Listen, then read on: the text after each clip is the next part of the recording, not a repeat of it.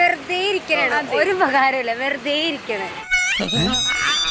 Game കളിക്കുള്ള ആള് പിന്നെ already വീട്ടിൽ പോണെന്ന് പറയണ്ടെന്നാ പിന്നെ പുറത്തായിക്കോട്ടെ.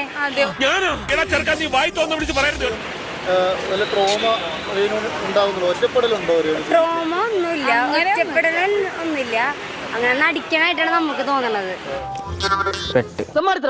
അതങ്ങനെ വിടാൻ പറ്റും?